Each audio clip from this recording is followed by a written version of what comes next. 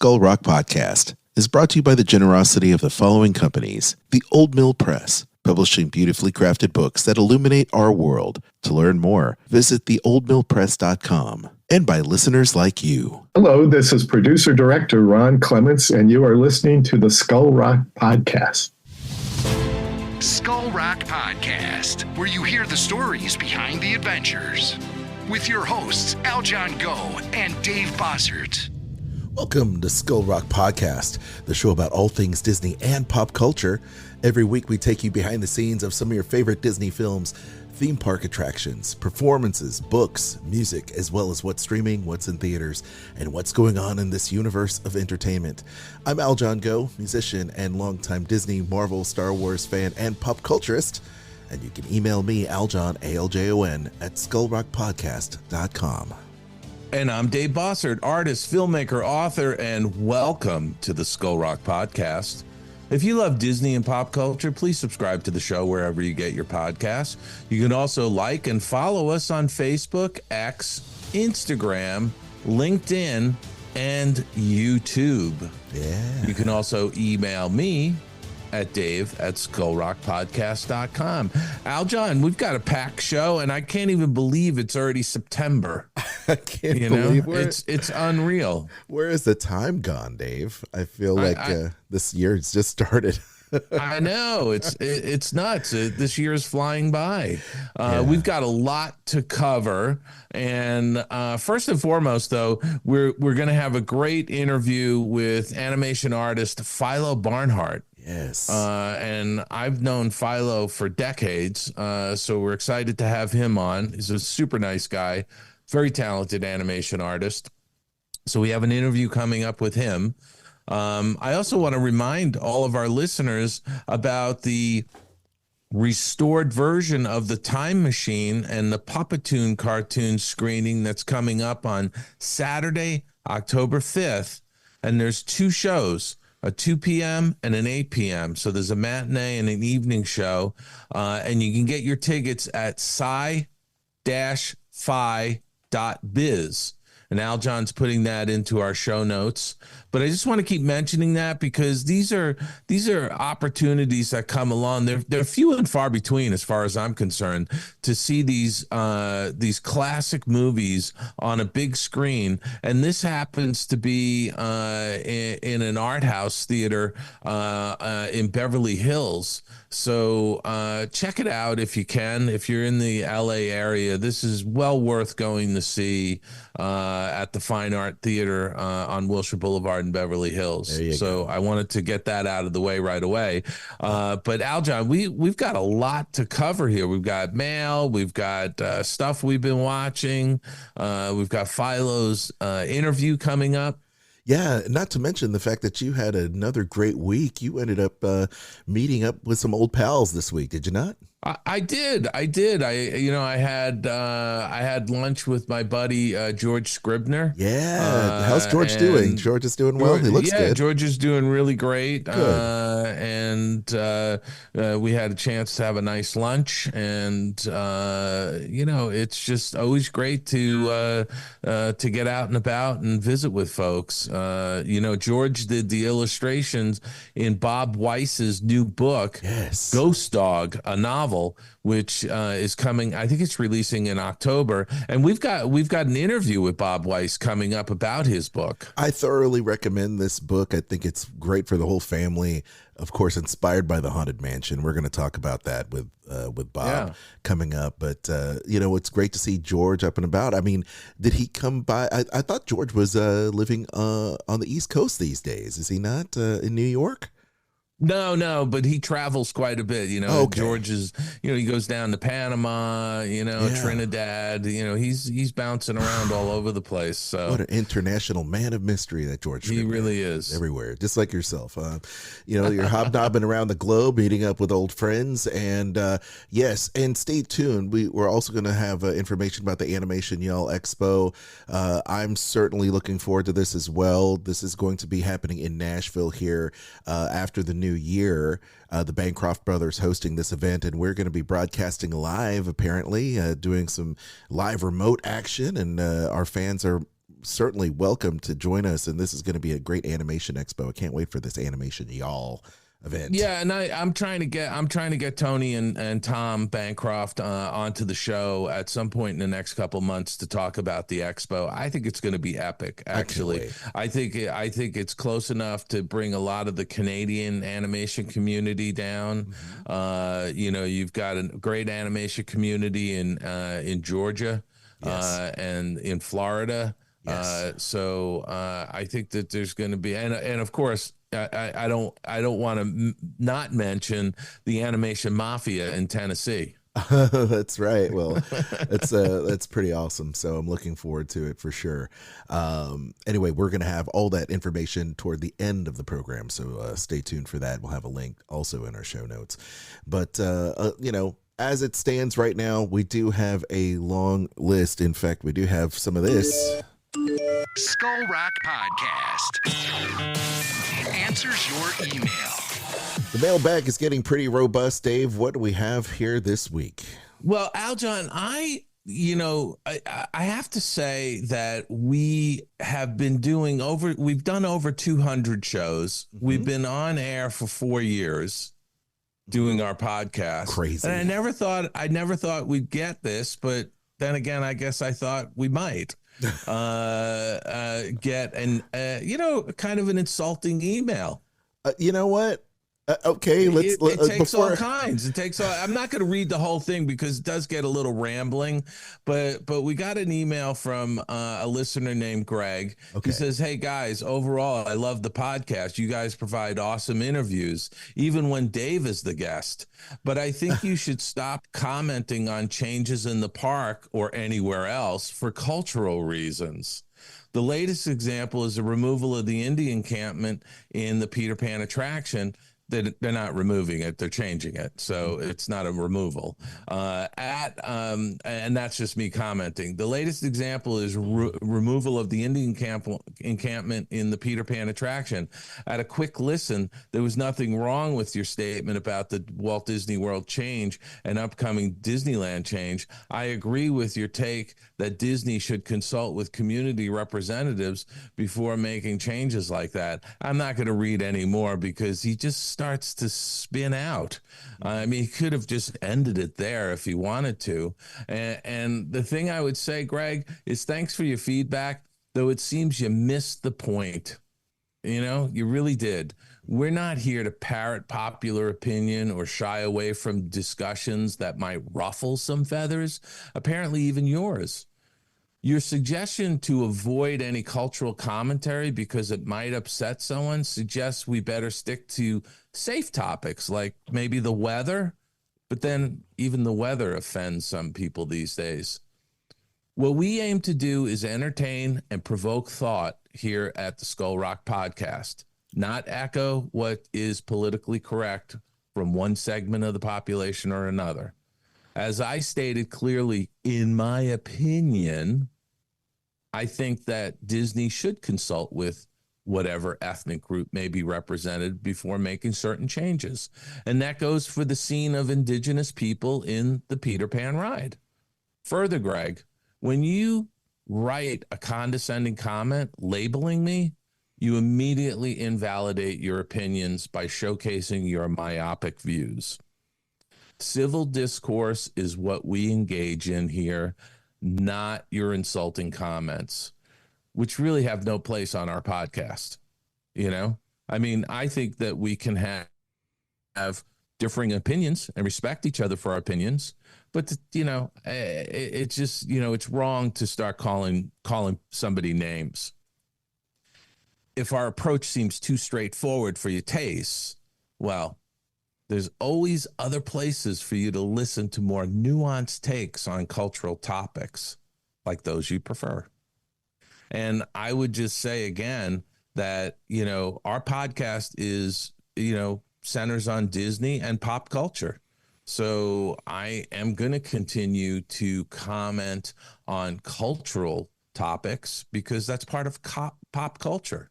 I'm not going to be silenced for my opinion, whether you agree or don't agree. So that's what I have to say for Greg. I think it's well said, Dave. And Thank you. I think everyone has, this is America. Everyone has the right to their own opinion. And, but you're right. I mean, I think that everyone has a take on it, but I think we're very respectful in that regard, in sharing that. I think it is important. I'm Filipino Chinese. I think it's important to talk about how different cultures are impacted. I, for one, am all about asking in the people in which there is cultural sensitivities, to ask for their opinion about it before anything gets changed, because that's what we're all trying to aspire to be better. I think it's important to be tolerant and understanding. Empathetic, I think, is probably a core value that I hold very true to myself, is being empathetic. And I think if we're just empathetic to people, it'll go a long way in understanding and putting yourself in other people's shoes. Yeah, But and you know something, Aljon, you and I agree on this. I think our country right now, there's so much division, and people just sink right into name calling. mm-hmm. And it's because they don't have anything else to hold up their end of the argument. I believe that to be true. I think it's just important. I grew up, I can speak for myself, of course I speak for myself. Growing up, I think it's a matter of respect. You don't disrespect me, but I respect your point of view, and that's fine. We can agree to disagree, and then we can walk away as civil human beings, because it is all about the discussion. And if you can't learn and grow from a discussion, a noteworthy discussion where people can describe their feelings, their thoughts, facts, I think you miss the point. And I thought your point was well said every time we discuss these type of things, Dave, because it's not about it's not about talking about the latest narratives of the day. It's about really what's right and an opinion at the end of the day. So, hey, look, thanks for listening. There you go. Thanks for listening. And frankly, do me a favor. Don't resort to name calling. We want to put civil into civil discourse. Yes. It's like, keep it civil. That's all. Anyway, we also got a comment, Aljon, from Matt Mason. Yeah, absolutely. Well, one of our poet laureates, I think that's the title, right? I know he's the Skull Rock podcast poet laureate. Poet laureate. That's right, Matt Mason. That's right. We just made him that. We just crown people that we don't get government grants or anything on this program, but we can just say he's a poet laureate of this show. And Matt Mason, just an amazing human being and a talented author, award-winning author in his own right, says, Dave, I've been enjoying the talk about your book, my own book, At the Corner of Fantasy in Maine, which is available now. Relied on a retreat, which, by the way, I just inserted that myself. He didn't say that. Relied on a retreat, which might initially sound radically off from what Dave talks about, but it's in essence following the same plan. I was in my own retreat for 12 days over at Disneyland. I know it doesn't sound isolated, but I went in with a plan that wasn't about having a party or writing everything over and over all day. It was a few loose poems, by the way, about Disneyland and midlife and churros that I had been working on in Nebraska. Writing poems every day, trying to discover the heart and the narrative of this project and get finished poems sent out to the magazines to see which ones were most interesting to publishers. You could see that I camped my mornings just outside of Jolly Holiday on Main Street with a tiki room show behind me playing several times an hour. But you might also see me with a pen and notebook out on Tom Sawyer Island or in the lobby of Grand Californian Hotel. And although it wasn't about rides, it was nice to take a break from work and spend time and hop on Space Mountain to clear my head. When I left California, my loose collection of poems was a book in progress and a direction and plan to get it finished. However you do it, a retreat can do wonders for the creative projects and a great deal more. Thank you, Matt. I did ask him for permission before I read this, and of course, he's always so supportive of the show, which is great. So, and he goes on to mention, in my most recent book, Rockstars, which came out last year, it's got to start as a 2-week residency in Nebraska City. So that was one probably closer to Dave's description, as it was less crowded than Disneyland. So yeah. I love it. Thank you, Matt. Thanks for that comment. We really appreciate it. And look, Aljon, I'm an advocate. I'm leaving in a couple weeks on my annual retreat up to Maine, and what I put in my book is a roadmap for people, whether they want to take that to heart or not. It's up to them. But I have found immense benefits from taking a personal retreat. Yeah, I look forward to taking one as soon as the kids get older. But I find vacations thrilling. But I do need to take a break and do a personal retreat by myself. And by the way, Dave's book is available right now for pre-order. So go ahead and do that. We'll have a link, of course, in our show notes. I will say this. I did get another note here about our Roger Allers show, Dave. It's a brief one from Andrew White. He emails us and says, "Hi, I listened to the Roger Allers interview and thought it was great. Really learned a lot of unexpected things, but I actually only listened because I wanted to hear him talk about the making of The Prophet. I hope you can get him back to talk about that." That is a great piece of business right there, The Prophet, and I too would like to hear what Rogers has to say about that project. You know what? I'll reach out to Roger. We might not be able to get that on air until after the new year, but let me put that on my list of people to reach out to, because I have this ever-growing list of people, and right now, I mean, our audience should know we have interviews that we've done and banked that go all the way out to December right now. Oh, yeah. And by the way, I mentioned earlier, Bob Weiss's book, Ghost Dog. Yes. He's actually going to be our guest next Monday. That's right. So Bob Weiss, Imagineer and former president of Walt Disney Imagineering, he's going to be our guest next Monday. I love it. Absolutely. Yeah. Before we move into what we've been streaming this week, I do have a little bit of a note here. Listen to this. Hey there, Aljon and Dave. Stan Solo here from the Solo Show podcast and the Grand Circle Tour podcast. I just wanted to call in and congratulate you on episode 200. That's quite the accomplishment. I started listening to your show a little over a year ago now, and your podcast is so extremely unique compared to other Disney podcasts that are out there. I just want to say, keep up the great work, and here's to a few more, maybe 200 more. That's awesome. Look at that, Dave. I love Stan. He's fantastic. Stan and I have had a nice email exchange, or I think it was a DM on Facebook exchange, and he's terrific, and so is Chris Banis, who's also on the Grand Circle Tour podcast. That's a great podcast. I've been on it a number of times, and and by the way, some of these folks are in the vicinity of Nashville, so we're hoping that they're going to come into Nashville during the Animation Y'all Expo. I think it's going to be great. I can't wait to see some of our other friends, or Disney friends, or listeners, other fellow podcasters. It's going to be a great event, and looking forward to it. Like I said, the show notes will reflect all of that information.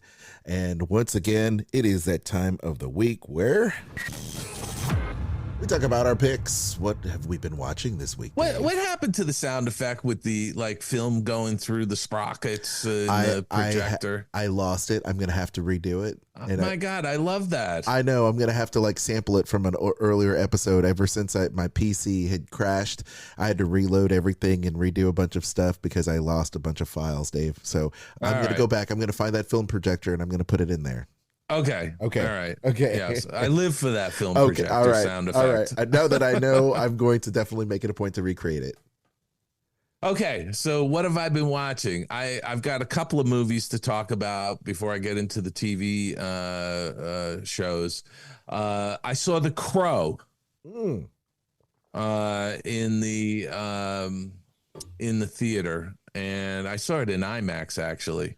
Yes. And I have to say, Aljon, this movie is awful. Oh, you're breaking my heart. I don't really Dave. say that very. I don't really say that very often. It's just an awful movie. Oh. Soulmates Eric Draven and Shelley Webster are brutally murdered when the demons of her dark past catch up with them.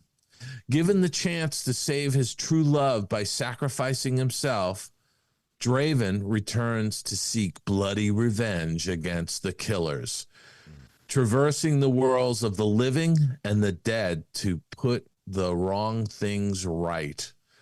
Where do I even begin? How awful. Aljon, as I was sitting in the theater, because I went to see this film with a friend of mine, Rick, I would say halfway into the movie, I leaned over and said, Rick, this is where the movie should have started.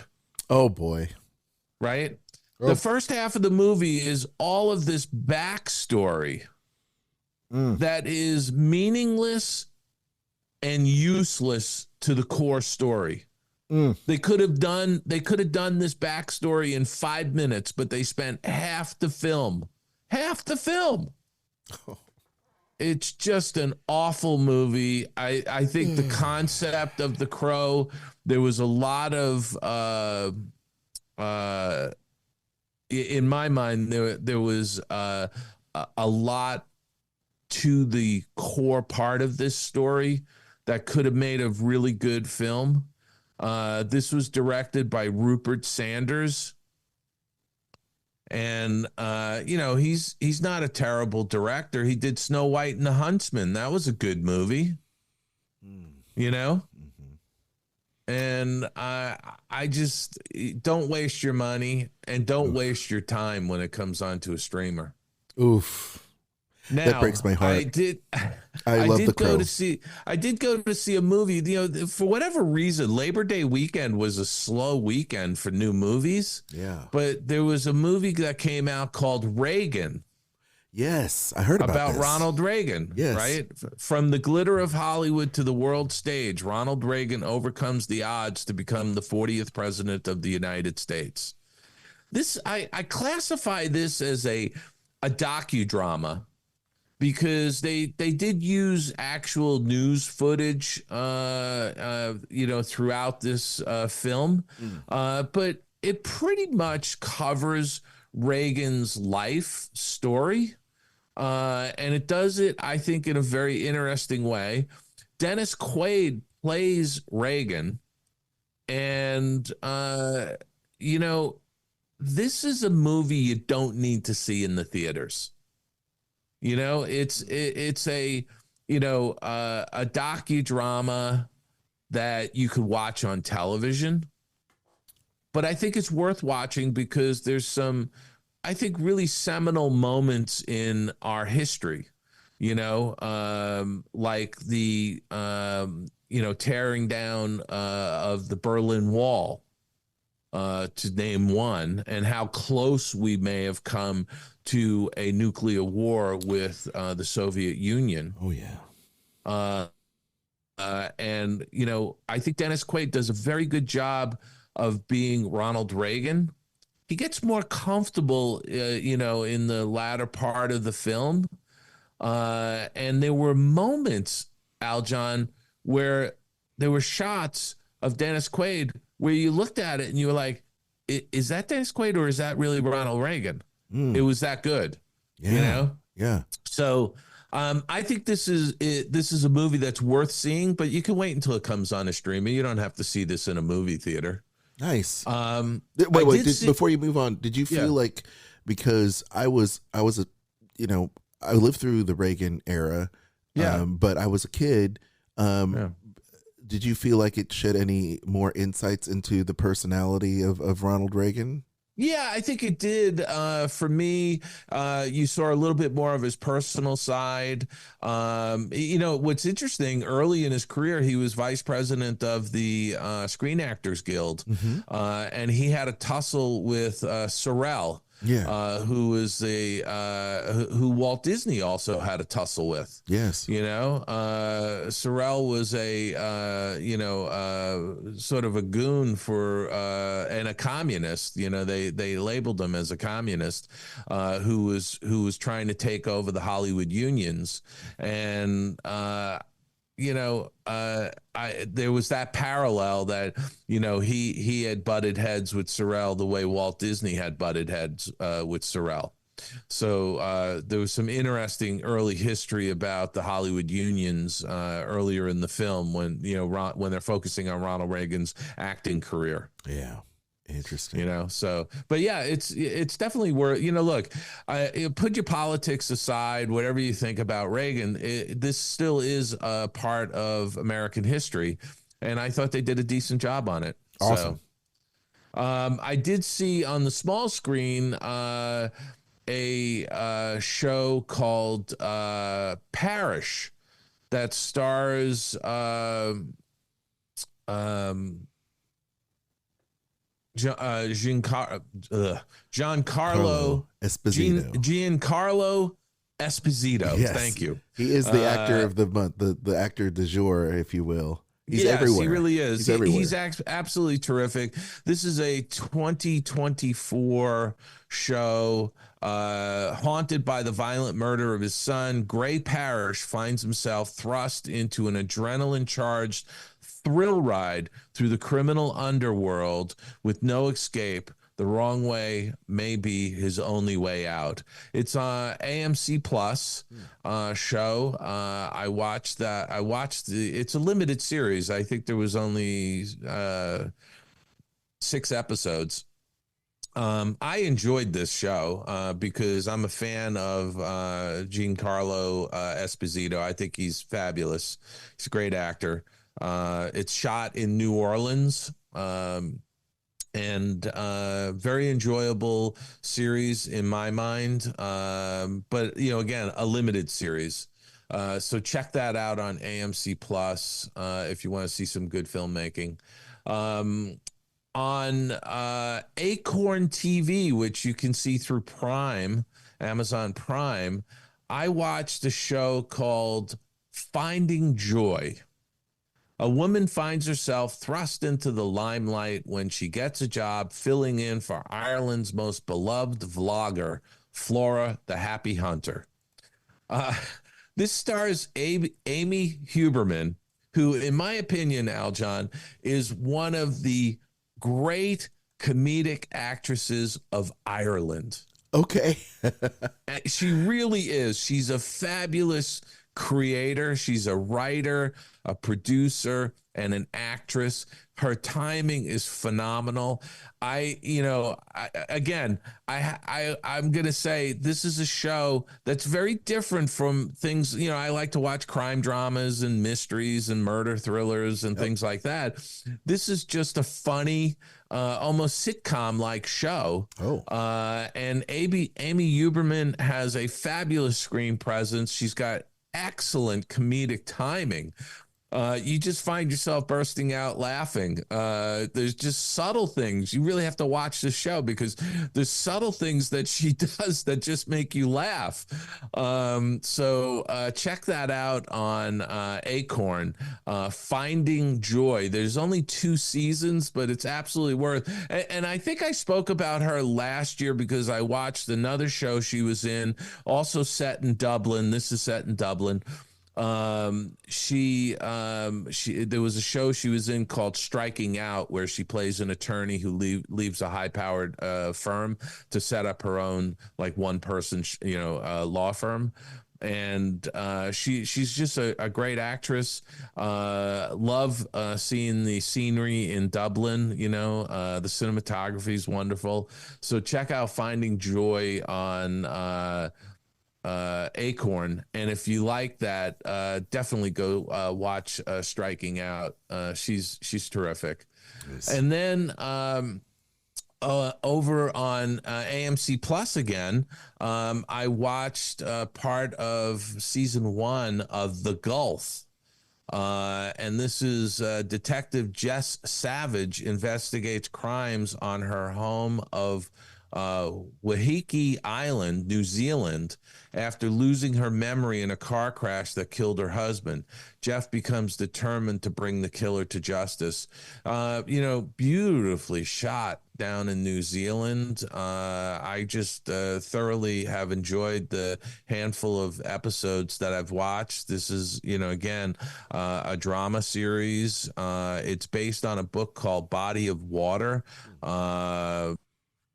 By Donna, let's see, it's by Monica and Holly Fulbrook. It's really a terrific show so far. So you can check that out on AMC Plus. And then finally, Aljon, Okay. Maine Cabin Masters Building Italy.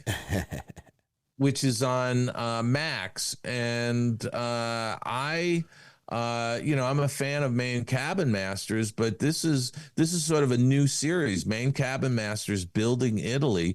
Contractor Chase Morrell purchases a house in a remote Italian village, and his crew has to help him overhaul what is essentially a ruin.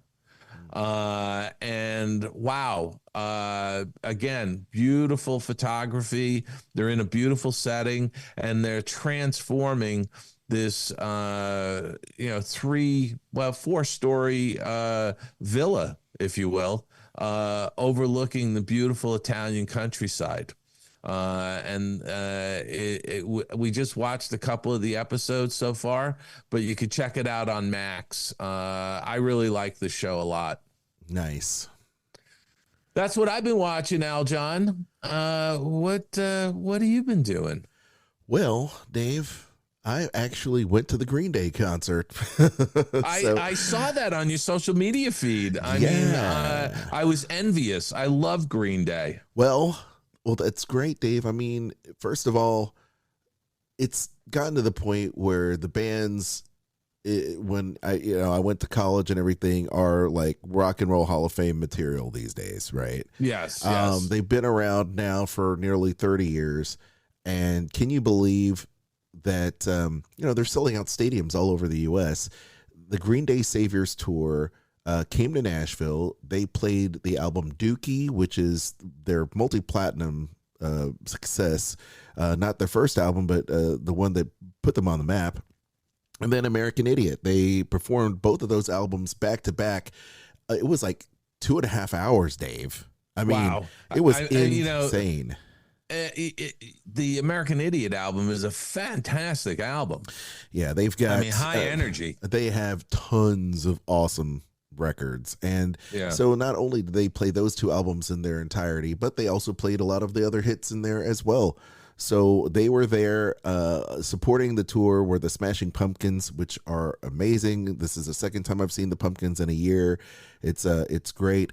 Also Rancid and the Linda Lindas were there. My wife and I just made it to Geodis Stadium, and that is the home of the Nashville Soccer Club, which is an amazing venue. People are asking me, oh, how did it sound? I thought it was amazing. We had floor seats, and I don't ever do floor seats for hardly anything anymore. It's been years since I've been in commercial radio and FM radio. So if I'm, I sometimes will get decent seats, or I'll go backstage because of my work and everything.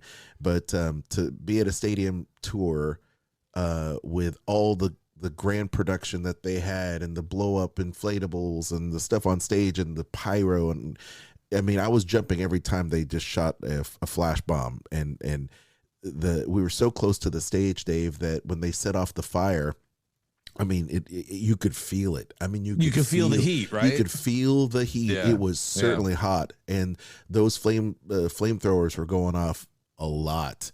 And I'm just thinking, man, if I'm in the band, I can't imagine how hot and everything is going to be on stage itself. But once again, they pulled it off. They did a great job. That's awesome. High energy, and I thoroughly recommend seeing Green Day on this tour. They play the hits. That's all it is from their two albums, and then some. And then the Smashing Pumpkins, of course, rule. I love the Smashing Pumpkins.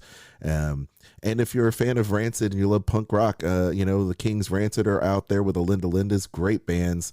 So please go out there and check out the Saviors Tour as they go through America. It's amazing, going through America.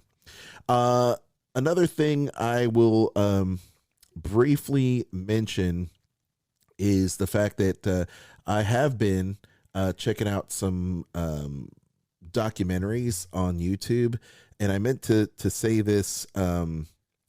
This is a new documentary. So, Dave, Jurassic Park came out in what, 93, something like that. Yeah. Technology has come a long way. If you check out the Film Core channel on YouTube, we have a creator who actually added accurate dinosaurs into Jurassic Park, the franchise. And when I say accurate, technology has come a long way since 93, 94. And we learned even more about the dinosaurs and their skin textures and their bone structure and everything. So he was able to take the skeletal remains and digitize these bones and then recreate the dinosaurs as they were going to be. The most notable one was the Velociraptor, one of the main villains of the Jurassic Park films.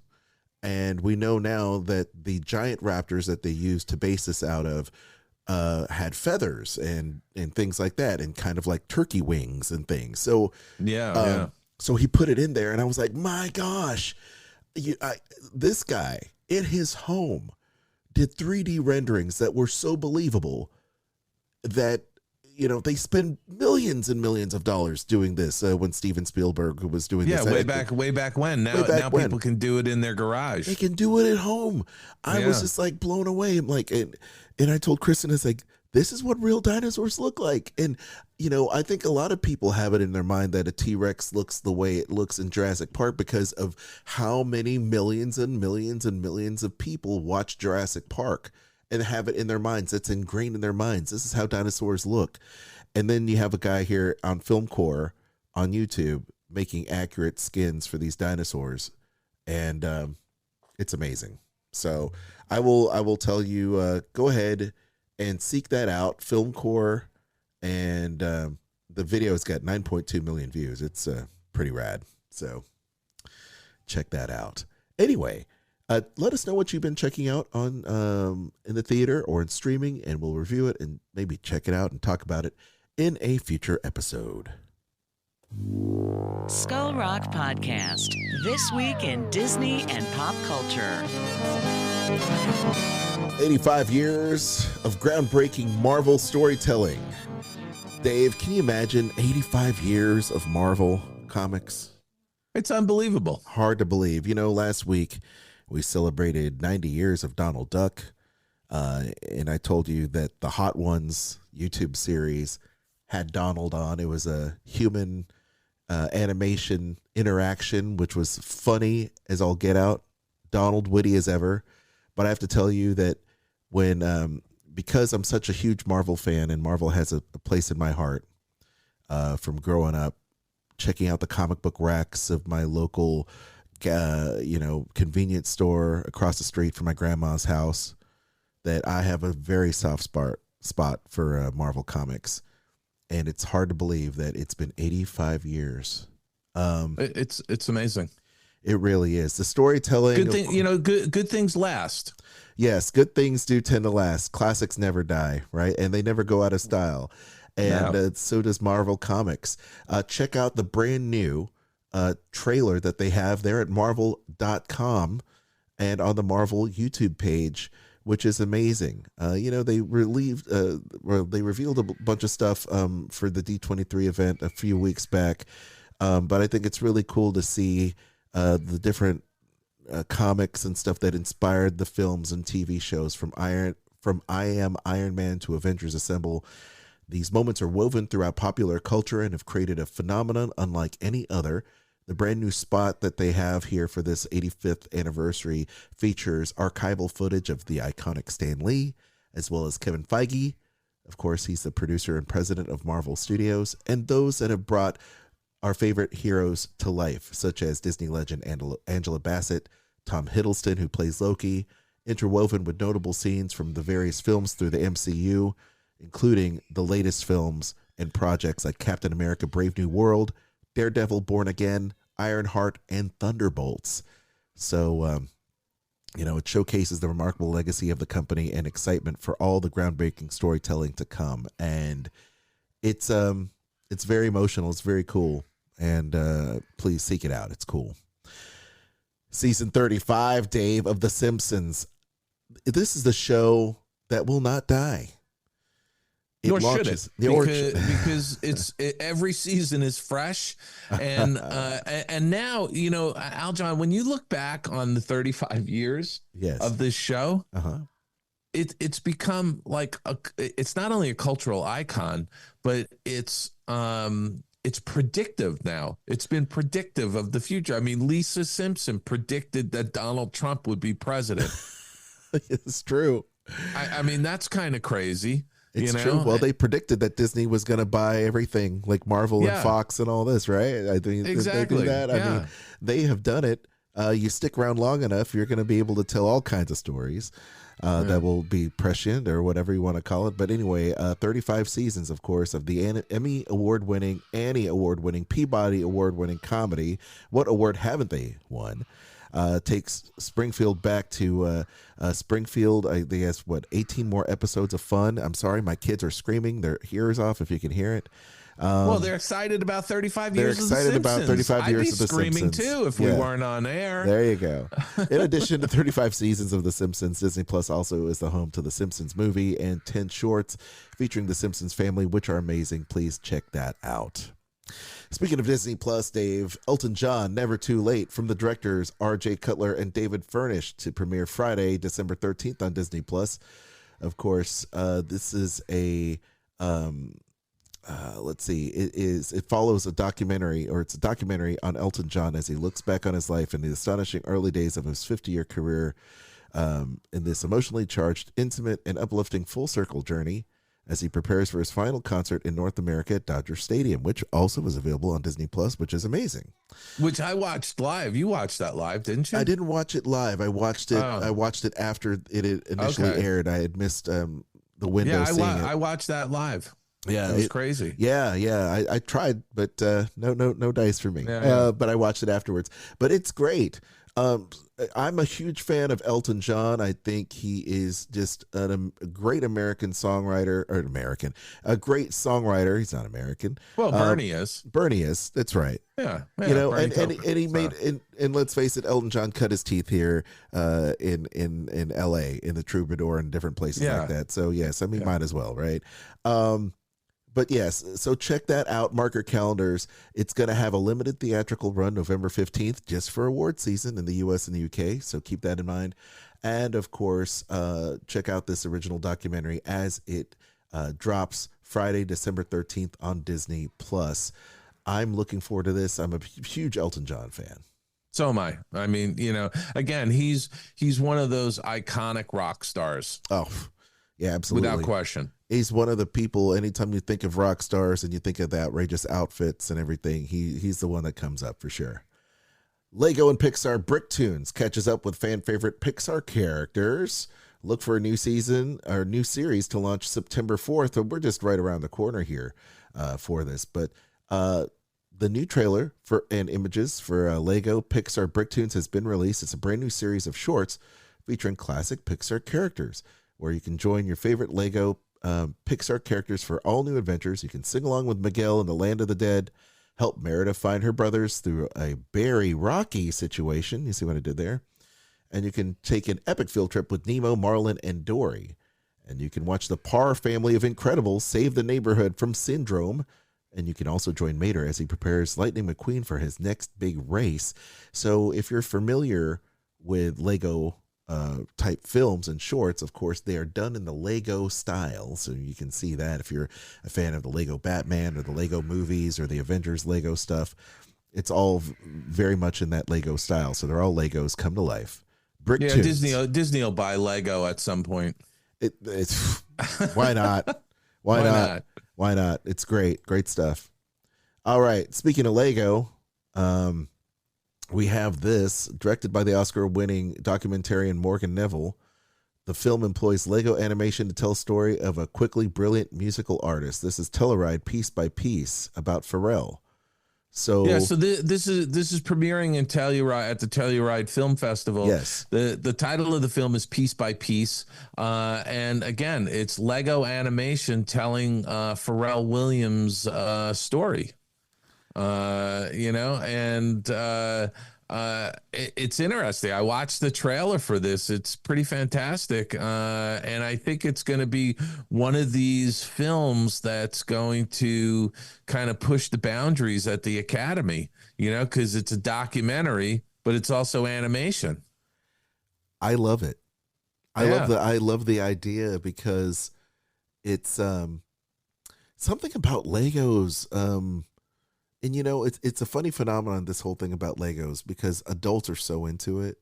And I think it's just because Legos have been around for so long and are an integral part of people's growing up. Myself, now my children, another generation, and the generation before that, and generations to come. It's just a really cool thing that they're doing with animation and video games. And I think it's a great way to tell a story that doesn't take itself too seriously. It's fun. It's fun to watch. And I'm here for it. So congratulations to them. I can't wait to see it. Another thing that's fun is Ted Lasso, Dave. We talked about it. Every week it seems like Ted Lasso is moving closer and closer to returning. And once again, Dave, I know you're excited about Ted Lasso. You mentioned that they should not have ended the series. Well, it was such a great series. They did 3 episodes, so now there's 3 seasons, and now there's a season 4 in development. So, I think that's fantastic. If there's more quality stories to tell, keep it going. It's a terrific series. If you haven't had a chance to see it, people can watch the first 3 seasons of it on Apple TV. It's a brilliant series. Speaking of that, another brilliant series, Outer Banks season 4 launches Hunt for Blackbeard's Treasure. Netflix reveals the date. Outer Banks is a show that I have marked, but I have yet to see. Dave, have you checked out any of this? Yeah, stuff? I watched the first 2.5 seasons. Okay. I still have to finish season 3. But this is a terrific show. Takes place in the Outer Banks area of the Carolinas. It's kind of like a treasure hunting series of stories. National Treasure-ish. Yeah. And, it's got a sort of a Goonies quality to it in some respects, Yeah, absolutely. Yeah, I think it's great. So please check that out. It's coming soon in November or October or November. So it's just right around the corner. Gosh, I can't believe I'm saying that, Dave. I know, it's nuts. Another thing I can't believe I'm saying is Oasis are reuniting. Dave, one of my favorite bands coming out of the UK, out of England, out of the 90s is actually happening. 15 years after one of music's anticipated most acrimonious breakups, Liam and Noel Gallagher, the brothers, will be playing UK and Ireland shows. They are completely sold out as we talk. They just made that announcement.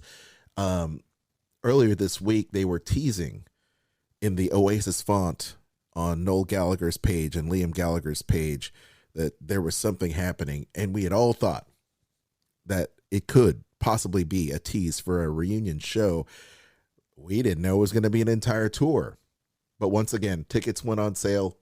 They're all sold out of every stadium in the US or in the UK. Dave, are you a big Oasis fan?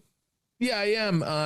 When I saw this, I thought to myself, I wonder if there'll be any fist fights backstage.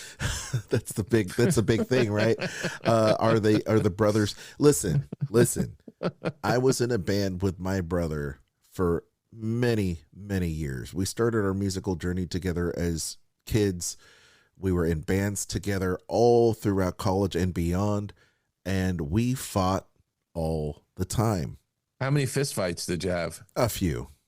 A few, and you have siblings, Dave. I mean, especially if you were growing up very close. My understanding is that Noel and Liam are very close in age. My brother and I are a year and a half apart, and we had the same circle of friends. We were in the same bands. We listened to the same music. I influenced him a lot, and he got into what I was listening to. And if he thought it was crap, then he would tell me to my face, whatever. And it's really difficult when you're touring in a band with a sibling, because they know exactly what buttons to push. Especially when you're so close in age. So everybody's kind of got the betting pool in Las Vegas, the over and under. Is Oasis actually going to make all of those tour dates, or are they going to implode? So that was kind of like their thing. And Dave, that my company is very involved with the Oasis camp. I've released a Noel Gallagher signature guitar over the past couple of years, been working with his camp. And look, I had thought that something was up because earlier this year they had gone through the tour storage closets, and they started selling off gear. And I thought to myself, oh, that's peculiar. I wonder if because there were rumors of them maybe getting back together. And I was thinking maybe they're preparing for a tour because they're going through the storage. And when they said that they were doing it, doing this tour. And I told my friends at work, I said, yeah, all of that talk of them denying that they were touring was all of us getting worked over, because they knew they were going to tour, and all of this back and forth with the brothers fighting and fighting and fighting. They knew they were going to get back together. They were just hyping it up. And that's my story, and I'm sticking to it. All right. The Cure, another great band. Dave, are you a fan of The Cure at all? No, I all of that music from the 90s. Yeah. Yep. They have got a new album, November, live in France 2022, featuring a new song since 2008's 413 Dream is going to be released. Looking forward to it. It's going to be released, of course, as digital and eco-friendly vinyl. Profits will be going to Brian Eno and his climate change focused charity Earth Percent, but it's going to be released here. The new single is going to be released in October 1st. Pre-orders are going to be happening as well. So I'm looking forward to the new Cure. How long have they been around? They've been around for a long time. They've been around since the 80s. So they're probably going on like 40 years probably. Wow. I know. Crazy, right? Well, Dave, one of our favorite bands and probably the greatest American rock band to walk the face of the earth, in my opinion. Fight me if you disagree. Aerosmith's Tom Hamilton believes the band is still alive but not touring. Albums in Vegas are not in the cards, though. So according to a brand new interview from Variety, Tom Hamilton, the bassist for the band, says that they're finished touring for good. But of course, he talks with AARP about his hopes for the future prospects. The band is still alive, and reaffirming that there's no scenario in which Aerosmith could ever return to the road. But it doesn't necessarily mean that they're not going to be doing some stuff. He nixes the idea of returning to Las Vegas for another residency and indicate albums aren't in the cards. So what does that mean? Could it be one-off shows? Never say never. You know what I mean? Never say never. Obviously, Steven Tyler has problems with his vocal cords. Mm-hmm. But there may be something that'll come along that'll change this. Well, my curiosity is piqued because there's been rumors now for the past 10 years that they're going to be replacing Aerosmith and the Rock and Roller Coaster there at Walt Disney World at Hollywood Studios. And what band would you like to see represented in the Rock and Roller Coaster, Dave? This is a question for you. I think they should slot in Green Day. They should. Are they Disney friendly, Dave? Are they Disney friendly? I don't know if they're compatible with the Disney image, but then again, Aerosmith too. And just look at Deadpool and Wolverine. I know, right? So, just look at So exactly. once Disney releases that and puts it on Disney Plus, right? I mean, for crying out loud, you got F-bomb dropping all over the place. So you might as well just put, Green Day into the Rock and Roller Coaster. It's interesting to see how far the Disney company has come, to be quite honest. I mean, now they're opening up alcohol in the parks, and They've got Deadpool Or and Wolverine. how far you say how far they've come, or how far they have sunk. It's a matter of opinion, Dave. You better watch yourself now. Watch yourself. You You might be. I know. Send all your email. I'm gonna get a nasty email telling me not to comment on such things. Send all your hate mail to Dave at skullrockpodcast.com. Be sure to say Aljon sent you. Anyway, hey, now it's time to get in the hot seat. One of our great and favorite guests. This is Philo Barnhart. We're going to talk animation. We're going to talk about his career right here on Skull Rock Podcast. Let's do it. It is time once again for the Disney Travel Deal. Kristen, what do you have in store for all of our wonderful listeners? There is a 3-day Disneyland ticket offer going on right now. You can purchase a 3-day ticket with admission to one park per day, and it's going to be as little as $50 per child per day. So let's see, that would be $149. It's not going to be valid Fridays or Sundays. If you do the 3-day ticket Monday to Sunday, it is $199 with no blackout dates. For those ages 10 up, a 3-day ticket Monday to Thursday is $249, and Monday to Sunday is $299 with no blackout dates. Awesome. So you can upgrade to a park hopper as well as the Lightning Lane multi-pass. You can add that as well for additional fees, of course. Very good. That's just one of many Disney travel deals if you're planning to visit the Disneyland Resort or the Walt Disney World Resort, Universal. In fact, there's a good deal right now going on for the new ticket deal at Orlando. Do you want to talk about the Orlando ticket deal real quick? Sure. Okay.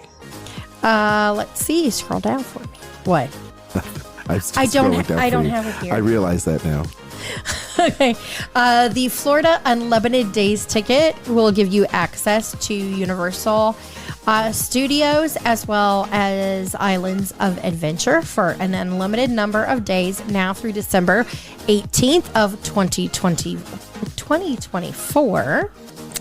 Let's see. The cost of this ticket is just $199 plus tax. Awesome. Which that is cheap. We were just talking about a 3-day ticket deal for Disneyland for $199 or $249, and this is unlimited for $199. There you go. Of course, this is Orlando. The other is California, but still, yeah. If you live in Orlando, do this ticket deal. There you go. Tremendous value. They've also got a lot of stuff going on with the Disney Cruise Line as well as all other cruise lines. Great deals there. So go ahead and have Kristen put her expertise to work for you to save time and money. Kristen, where can people email you for these great deals and to get them started on their next great vacation? They can contact me at themeparksandcruises@gmail.com. Skull Rock Podcast. Interview time. Well, Aljon, here we are again. We've got a great guest. We've got animation artist Philo Barnhart, who has been in the business for decades. And I want to welcome you, Philo, to the Skull Rock Podcast. Well, thank you for having me. Our audience is going nuts. They've been anticipating this. I have to say, Philo, I haven't seen you in 25 years, at least. At least that long, yeah. Yeah, I mean, it's been a while. When did you? A minute. Yeah, I mean, we're going to get into it, but I'm just curious.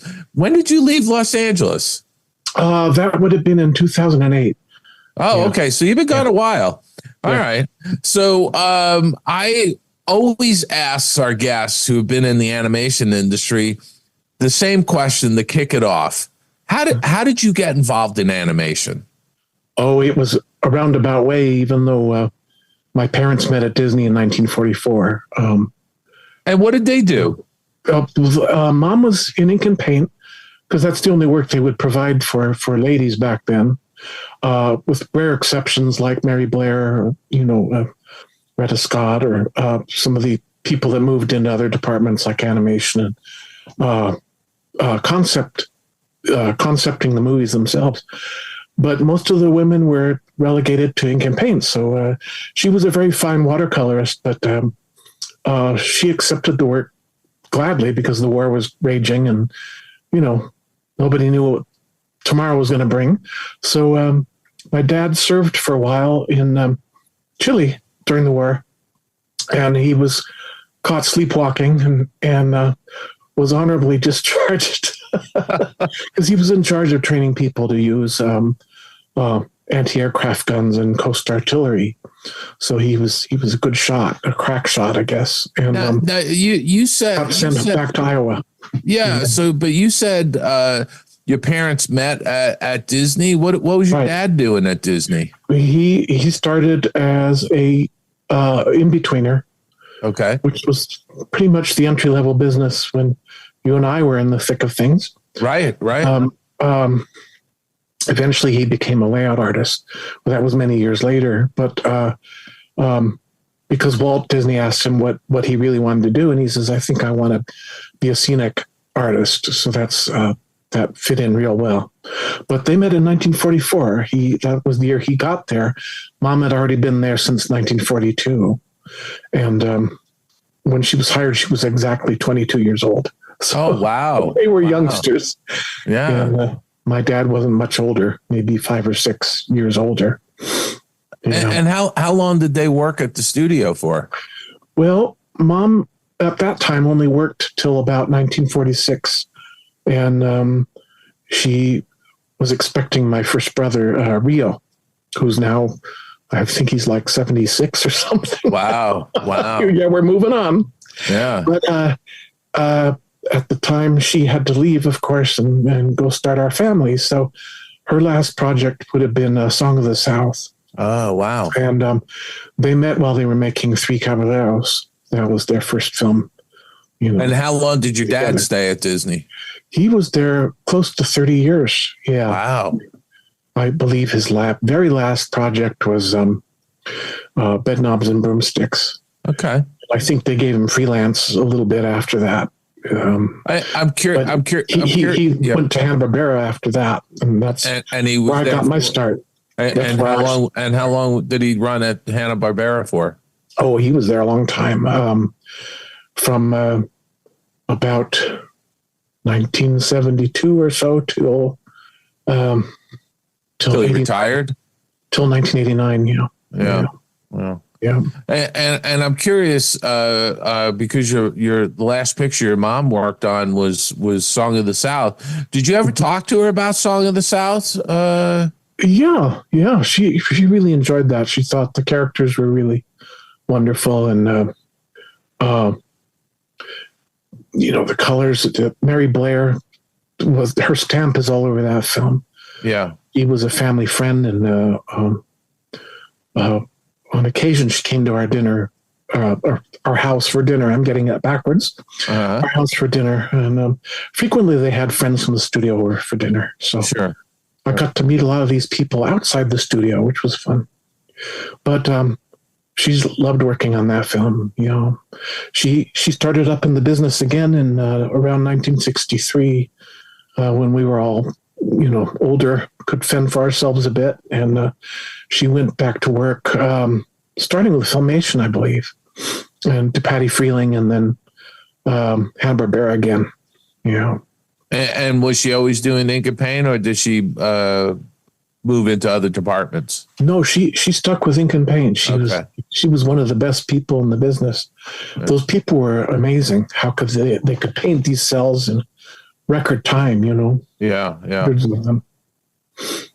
When you obviously were growing up around animation, and so you probably had a natural interest in it, I'd imagine. Somewhat. I just knew I enjoyed creating art, Yeah. From like the age of 2. I just started drawing in my crib and with whatever I had at hand. And what did you think of, when you were like in high school? Did you feel like you were starting to really gravitate towards wanting to have an animation career or an art career? Yeah. Even before high school, I was a preteen, and what actually got me interested was seeing Yellow Submarine with the Beatles characters. And I had seen, of course, the Disney films because my parents could rent films, take them home for the weekends and for parties and things, holidays. And you'd rent a projector and you could show them to people that came to your party or just to your family, you know. Yeah. The studio was really great about lending the films. Don't need to do that anymore with the digital age, but yeah, I was going to say that was sort of that was the beginning of home entertainment. You had a film projector and a 16 millimeter copy of one of the movies, right? That's right. Yeah. So a lot of it I found terrifying. Like Snow White just scared me to death. You know, I had nightmares. But when I was older and Yellow Submarine came along, I realized it was any kind of style you could do could be accomplished, you know, using animation. And I really warmed up to that because I was a huge pop art fan. Being a child of the 60s, you know, I had blacklight posters all over my ceiling, my walls, everywhere. And made a little miniature theme park of cardboard buildings, rides and attractions, and painted it all in blacklight and put that in the room. So, and I made a little soundtrack for it and everything. I was a crazy kid, but I knew I was going to do something with art, but that clinched it when I saw that movie. And I realized it's more than Disney animation, so maybe I should give it a shot. Yeah. And did you get any formal training? Did you go to college, an art school, or yes? Where'd you go? I attended UCLA classes for a while. It didn't last long because after my second year, Hanna-Barbera put out the call for young people to come from colleges that had an interest in working in television animation. And so my father passed the message on to me that Harry Love was leading a class. And the first class was the one I was in, and it was 30 people. And it was 2 nights a week. At the studio, you know, on Coinga Boulevard there. And and was it free? Yes, it was. And I met a lot of the people that you also know. And that was the formation of our longtime friendships. So let me know. I mean, you know, let our listeners know who were some of the other people that were in that first class with you. Well, some of them have passed on, but there was her name was Sandra Young originally. She was my friend for 22 years. I lost her to cancer eventually, but that's when we were at Disney together years later. But her name was Sandra Young, and she became Sandra Bure and Sandra Bardwaj. So she was one of my dearest friends. I believe Judy Niver was one of those. Mark Kirkland, Mark, who became a director on The Simpsons, I believe. Yeah. Very talented. Charles Howell. The third, I think he was calling himself. Leonard Johnson. Yeah, I remember Leonard. Yeah. Yes, you do. Who else? So many people. Think of the ones that passed away too. John Shook. Let me think. You know, it's been a long time. Rich Coleman. John Shook passed away. You know, I'm racking my brain. That's okay. That's all right. Betty Isis Thompson. Yeah, Betty was there. We used to joke around all the time. How long did that first class last? Bronnie Berry, she was in the second round. Oh, okay. She wasn't in my class, but she was in the very next one. And, we all kind of grew up together in the business. So, how long was the full class? It was twice a week for how many weeks? It was twice a week, 3 hours a night. We had a break in between, and they would give us some snacks and things to keep us going.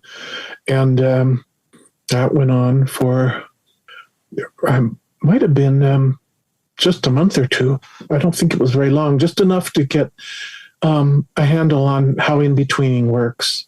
because Okay. that's always kind of been the entry level of the business. Sure. Except for now, of course. But back then, that was how you got a foot in the door. And Yeah. from there, That's how we all started, right? that's right. Sandy and I went directly into. By 1978, we were directly into the design department with Bob Singer and Ivo Takamoto. Yeah. And Willie Ito would have been there at that time. Yeah. Willie was there. Uh-huh. Yeah. I know Willie, and we've had him on the show here. Floyd Norman was there. Yeah. Of course, my Floyd. father was there. Craig Armstrong, that was another name. Yeah. It's another name. Yeah. I think he ended up at The Simpsons too, if I remember. Yeah. And once you kind of graduated from the class, did they hire you in as an in-betweener? If I'm imagining there were a few people that might have washed out, right? No, we all got hired. Everybody got all hired. 30. Yep. Wow, that's great. Yeah, we were very lucky at the time, I thought, because it just went from there. It just rolled. So now that would have been before the first big animation strike in the 70s, right? That was, yeah. Uh-huh. Yeah, and were you still working there? Pardon? Were you still working at Hanna-Barbera when the strike hit? I can't remember. I think I was at Ruby Spears at that point when the first one hit. Yeah, but just for a brief time, and then I went back to Hanna-Barbera after that. After the strike settled. After they had finished their season, I went back to Hanna-Barbera. Yeah. Because Bob Singer says, "Why don't you come on back? I could use your help." We had so many shows to do.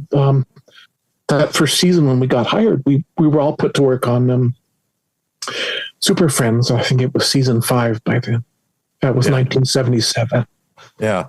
Mm-hmm. And what was that working at Hanna-Barbera, essentially doing television, or as we used to refer to it, a Saturday morning animation? What was it like? Because it was seasonal. You worked like 8 or 10 months, and then you were off for 2. Is that how it worked? Right. Not even that long. Sometimes they. I remember Bob Go was one of my supervisors. They called me back like right away. I had like 2 or 3 weeks of unemployment compensation, and then I was right back in there. So you basically had a vacation. Just a little mini vacation. Yeah. Yeah. It wasn't very long at all. Yeah. Yeah. And did that stay consistent, or did you see that start to, sort of widen into like a month or 2 or 3? Oh, no, we were always busy. You're always busy. Yeah. Ongoing, it's a lot different now, but back then it was just, churn it out. Yeah, but as you finished off a season, the next season was already in development, right? Right. It was even in development before we left. I'd see people laying out things already, Yeah. Writing scripts and the whole bit. Yeah. Now, how long did you stay at Hanna-Barbera for? Oh, I was off and on there for about 6 years. Mm-hmm. And then at the end of that 6 years, where did you go?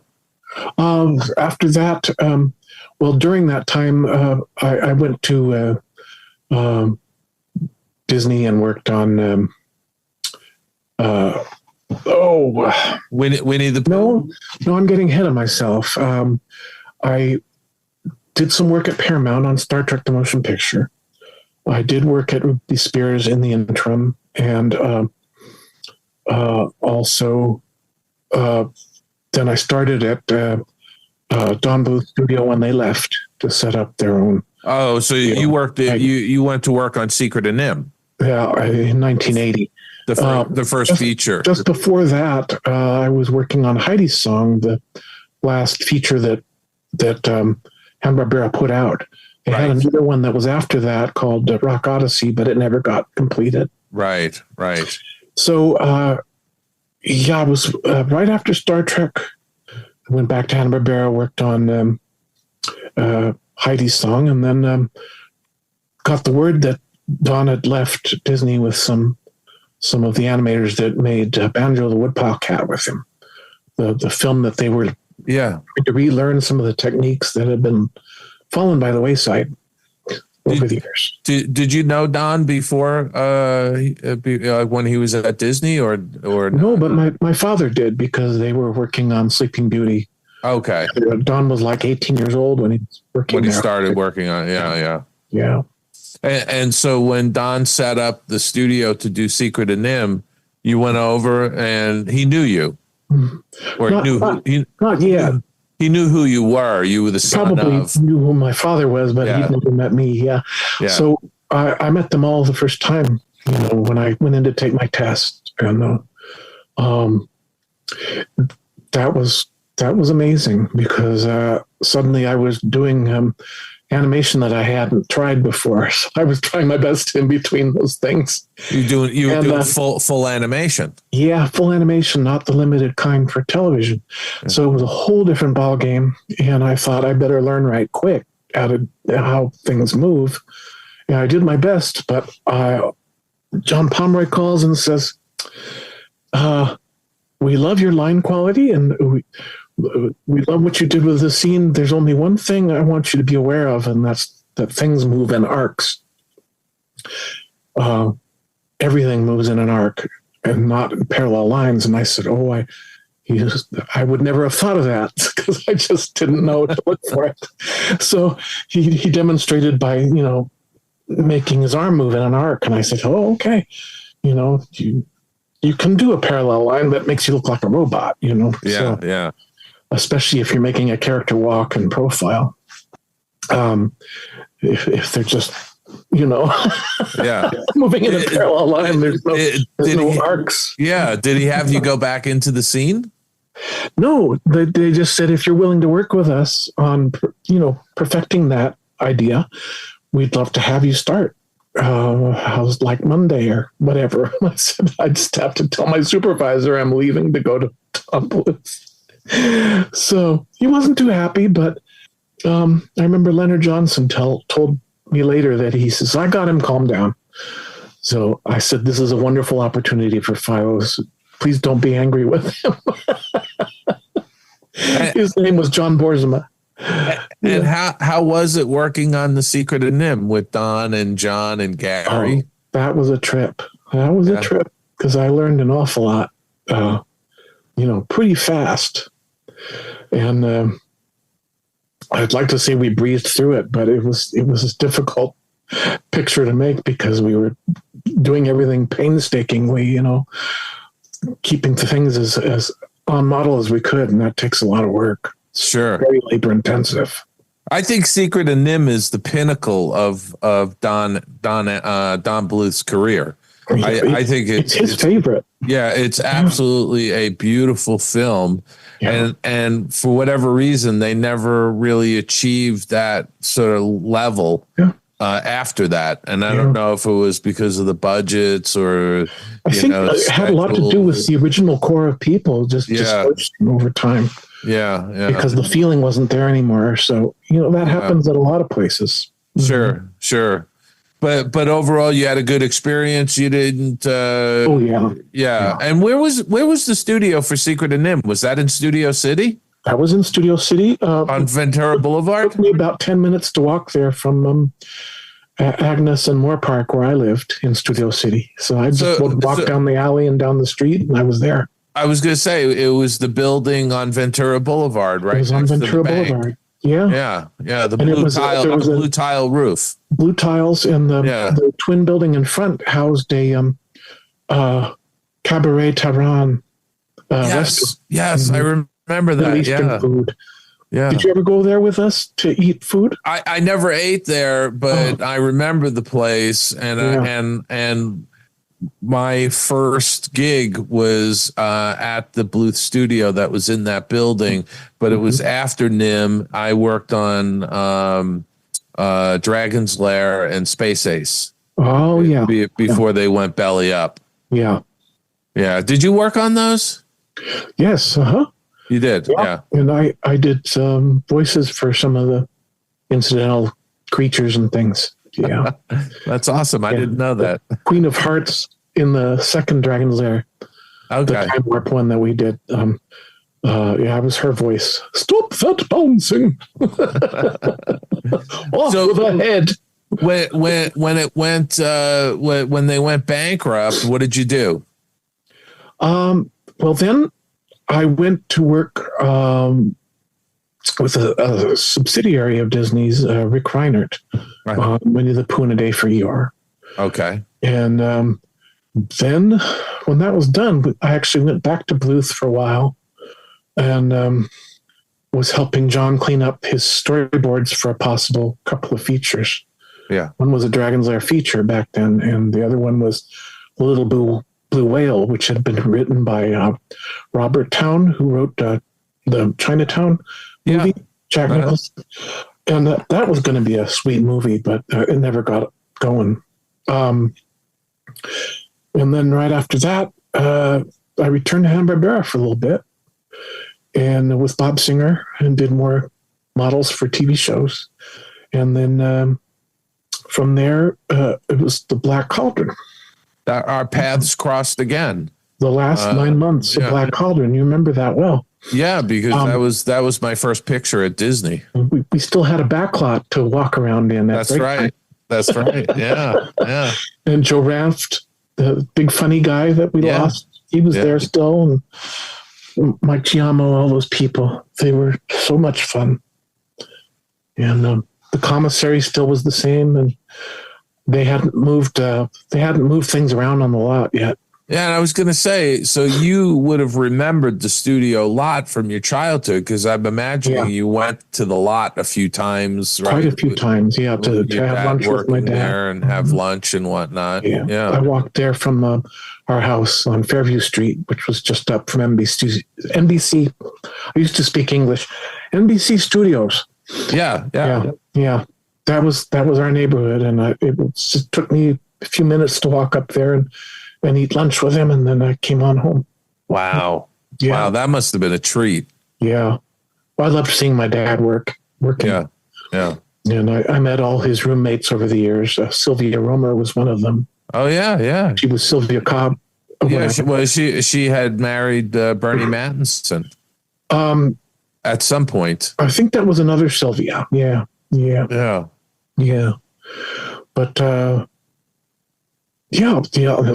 animators would pull you if they saw a kid coming. They'd pull you into their room and show you their latest footage on the Moviola. So I got to see a lot of rough tests. They wanted to get your reaction, right? Yeah, I was delighted. That's awesome. They were hard on themselves, but I just thought it was the greatest stuff. Yeah. Yeah. And what do you remember about being on Black Cauldron? What unit were you in? What character? We were under the gun to, get it finished. They wanted people that could handle female characters. So I've been doing a lot of that with Bluth, of course, and before that at Hanna-Barbera. And I enjoy drawing people in general. So drawing people kind of freaks some people out, though, because they are the hardest things to draw in the world. But I enjoy the challenge, so they put me to work on Eilonwy and Taran. And nice. Sometimes Gurgi I got to do, and Fluter Flam. And I had to break myself from doing that Don Bluth single line because they had a very sketchy treatment of the characters in this one. Yeah. Which must have been really hard for the painters to paint, but because not everything was sealed off, Yeah. So it never would have flown with digital coloring. No, all of the place. But I thought, well, I'll try to do this style, and we did it. And I was on the last 9 months of it, and it was a unique experience.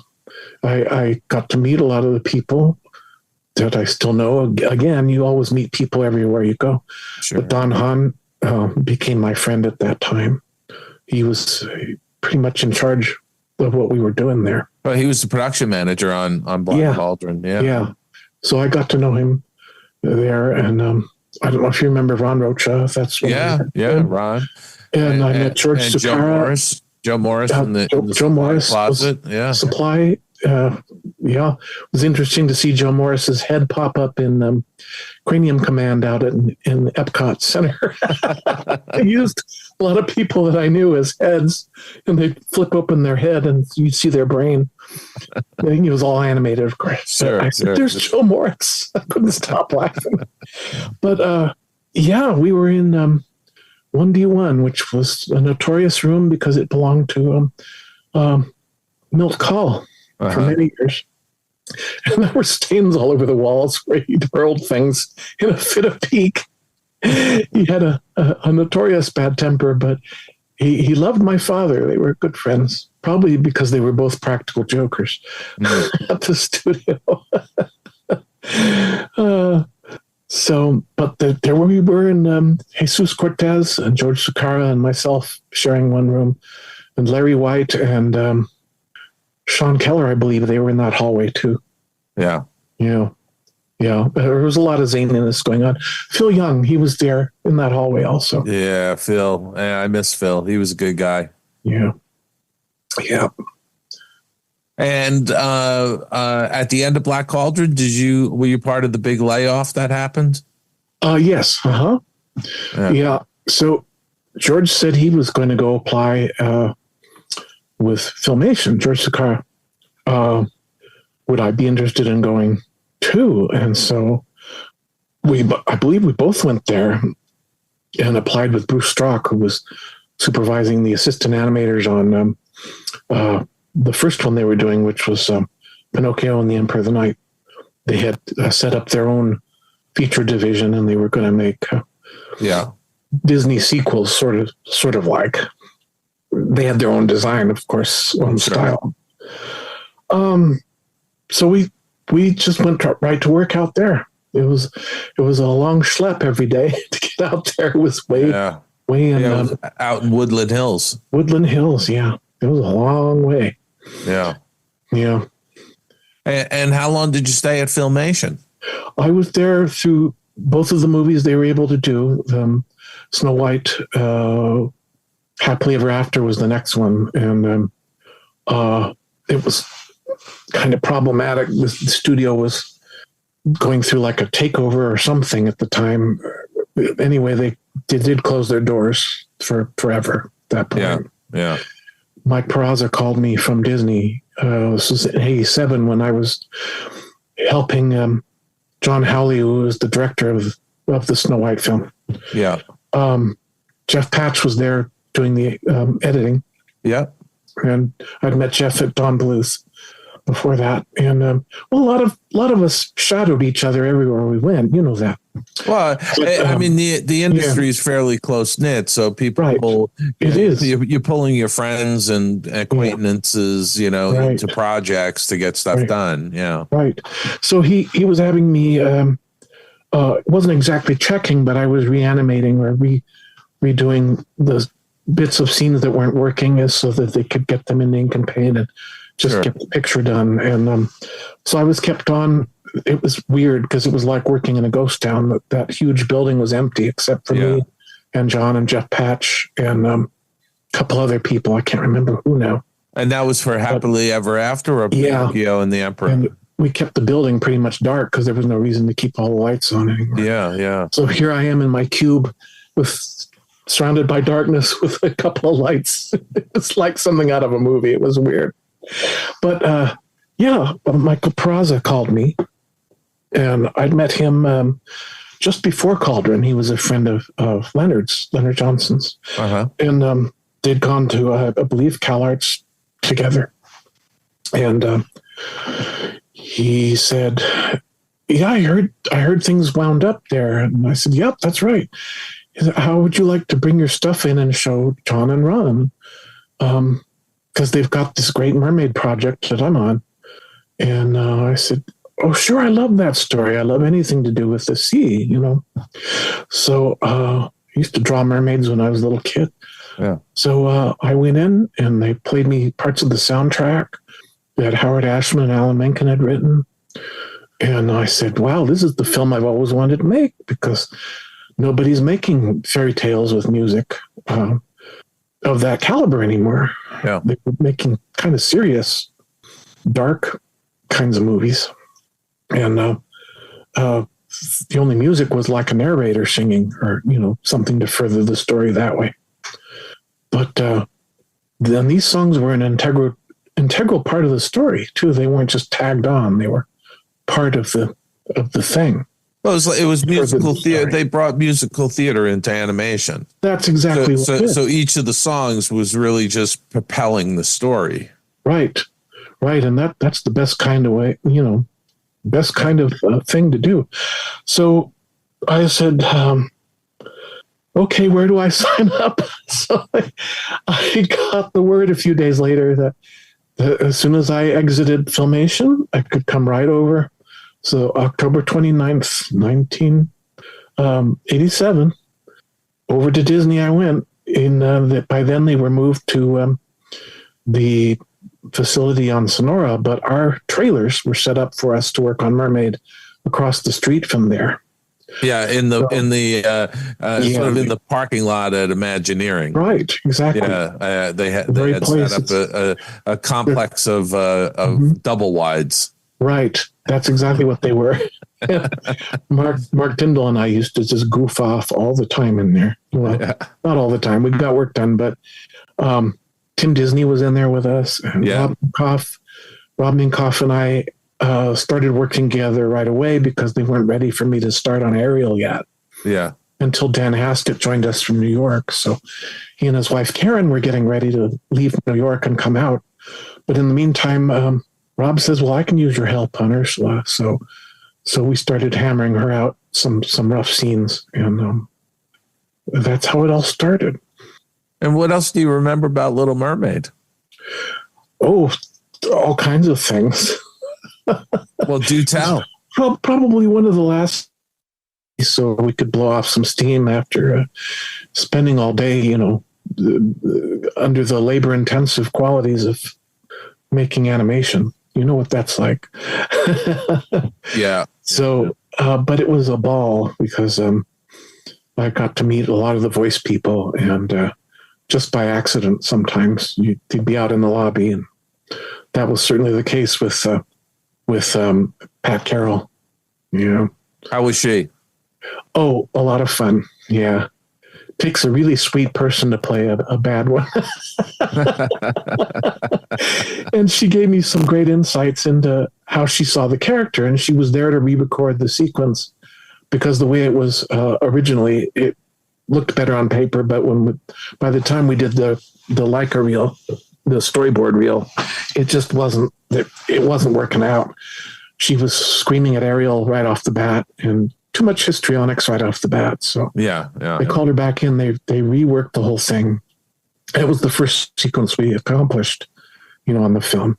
Yeah. So most people take the strongest sequence they've got, and they do that one first, and maybe the first 3 strong sequences they've got in the picture, and then the rest of the picture gets made after that. Those 3 are accomplished.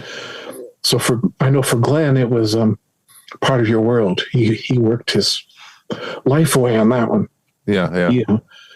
He was in charge of the whole schmear. He directed the sequence. He laid it out, storyboarded it first, laid it out, rough animated it, had Sherry Stoner come in and pose for that. Give us bits of business we might not think about ourselves, because a lot of the animators are not actors or have had no acting.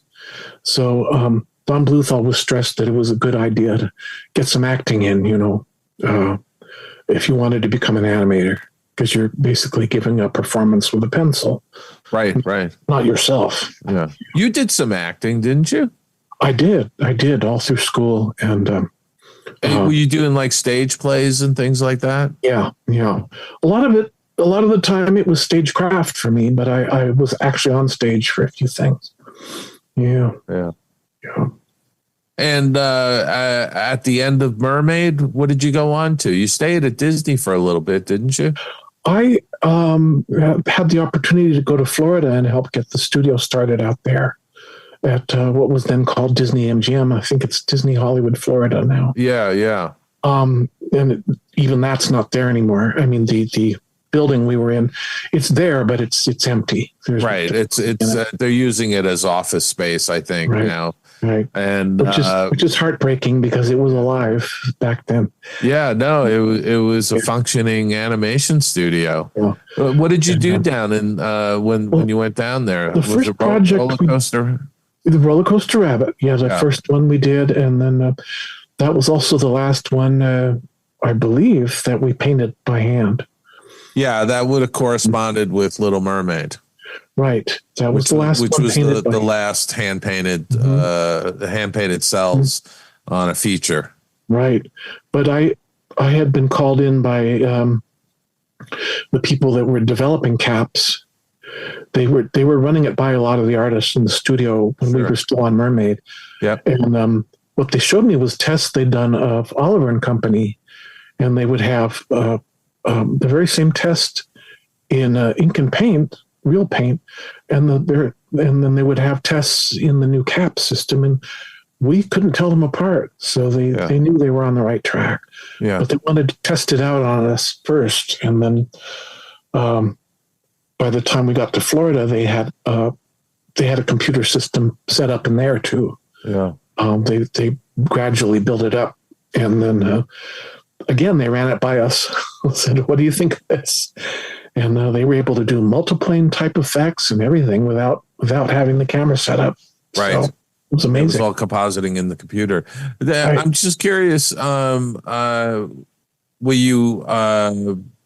Did you have to be convinced to go to Florida, or did you just willingly say, "I'll go to Florida"? Oh no, I was excited to go. Yeah. Had you ever been to Florida before? Oh yes, many times. I'd love visiting Disney World and the surrounding areas. Yeah. Been to Cape Canaveral several times, and love that. Yeah. And when you went down there, were you going down just to do the one Roller Coaster Rabbit short, or were you going to try and stick around? Or oh no, we were there for a permanent. We thought, yeah. and what happened? A couple of us had to return to California or their respective states because things didn't work out. Mm. But most of the people that I went with stayed out there.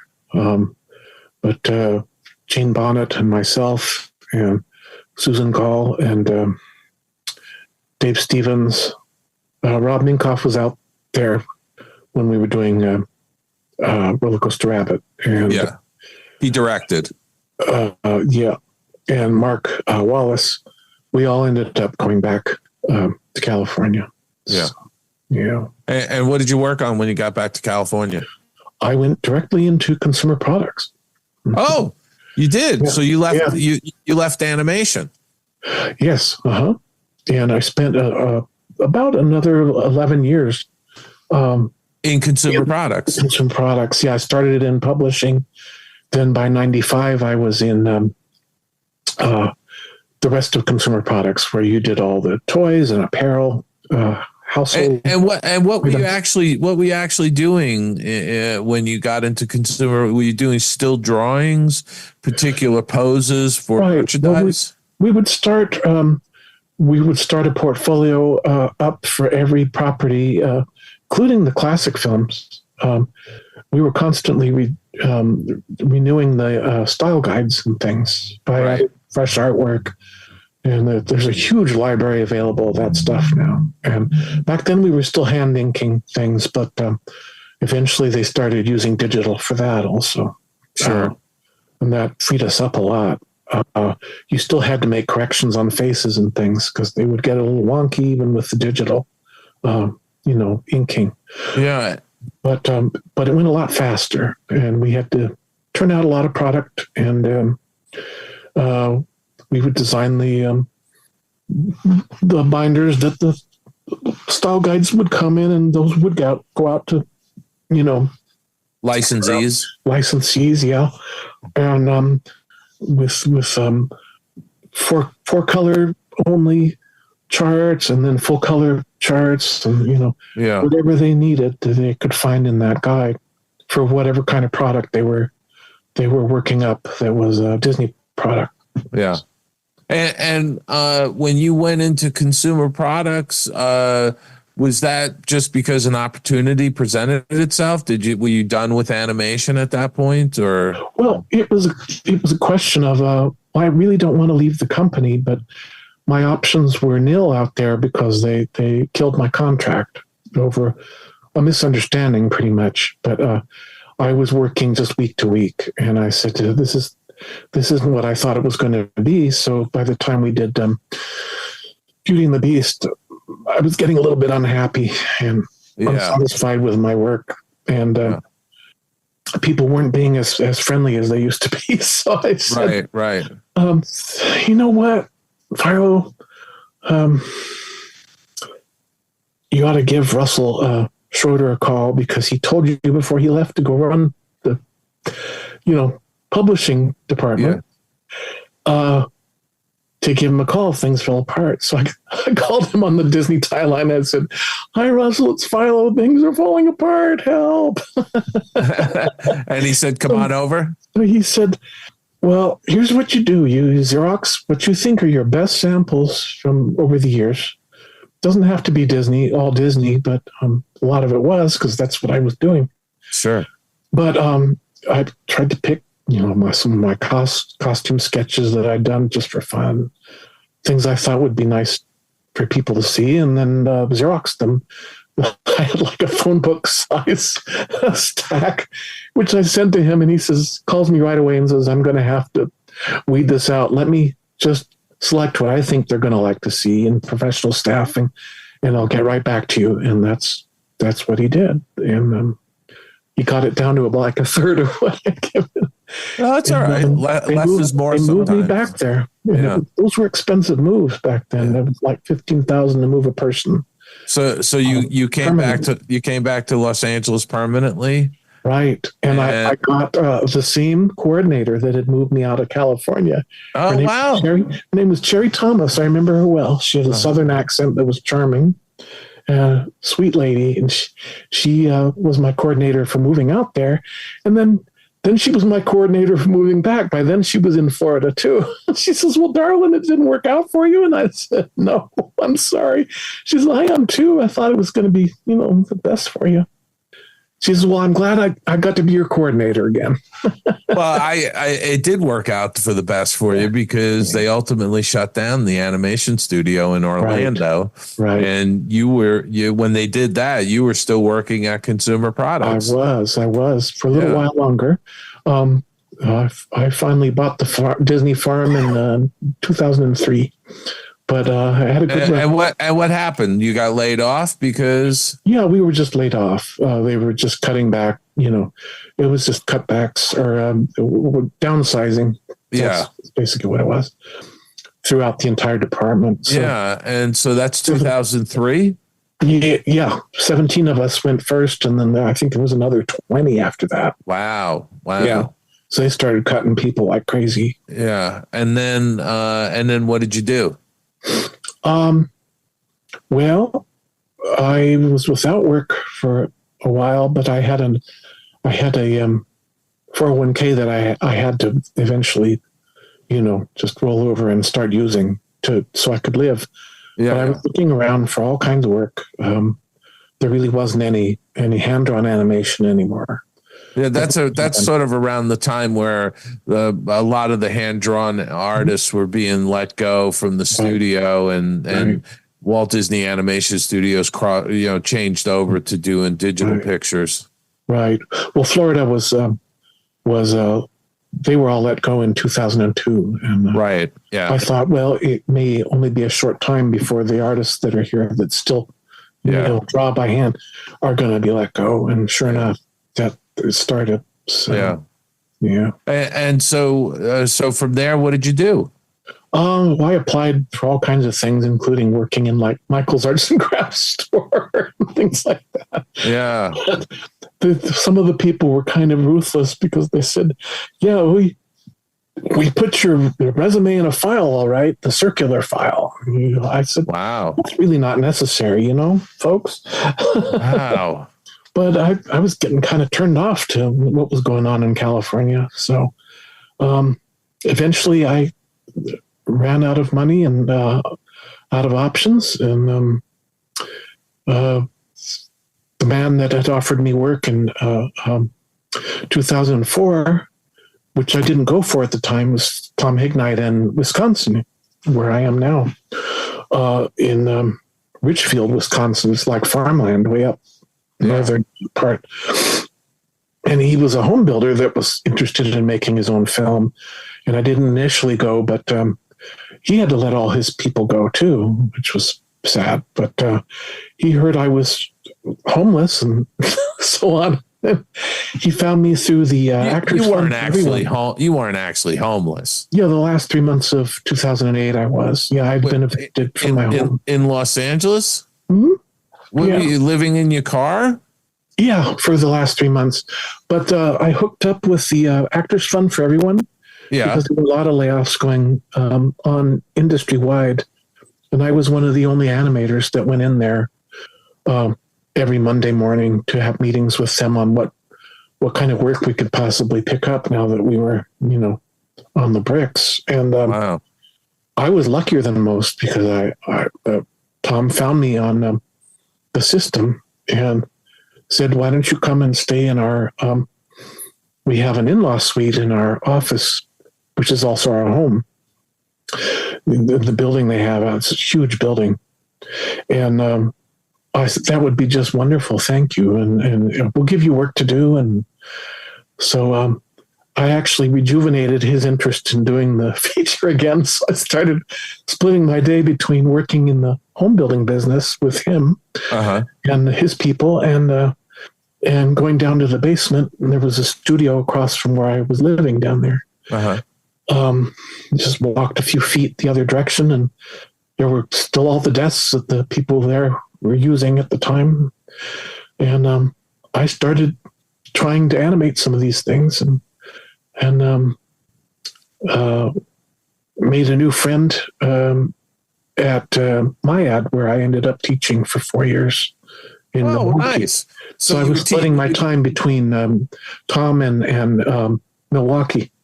So you wound up getting an animation teaching gig.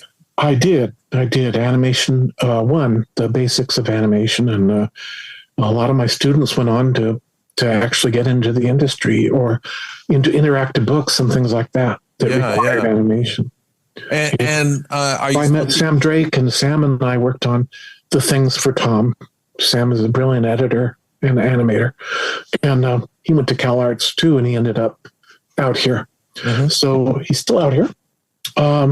Still animating. He works for a company, I think they're called Pixelbox or something like that. I could have that wrong. But so between the two of us, we started generating a lot of stuff. And Tom got interested again. So. That's fantastic. And are you still teaching? Not anymore. No, the last time was 2014. Okay. So are you retired now? I finally hit retirement age, and I was sustaining myself. I was living with a friend in Oak Park, Illinois for a time, and then was able to go out on my own and get my own place out there. Yeah. And now I'm in Beloit, but I've been doing freelance here and there, and I have been doing the conventions since 2015 or so. Oh, nice. Been getting into the conventions, and people keep wanting me for their shows, so that's been going on. That's awesome. So I make prints of some of my things, and I sell them. Yeah. And do you do drawings live there? Yeah. Sometimes, yeah. Not so much anymore because I can't keep up with with kind of demand. But doing panels at these shows is a lot of fun too. Yeah. There were even 2 outstanding game shows, retro game shows where they had me talk all about Dragon's Lair and Space Ace and Dragon's Lair too. So that was a lot of fun. A lot of good memories. That's awesome. So is there's like a whole sort of convention circuit, isn't there? Mm-hmm. Right. Yeah. All through the Midwest. everywhere. Yeah. We've been as far as Portland, Oregon, and I've been to China 3 times. I've been to Dubai once. Nice. I've been to Japan once. Yeah. I've been to Spain once. Just we go all over the place. Yeah. Yeah. That's awesome. Yeah. Well, I have to say, I feel like we're bumping up against the time, but it's been great talking with you. Oh, likewise. I wasn't thinking we were going to get through everything in one episode, but it seems like we have.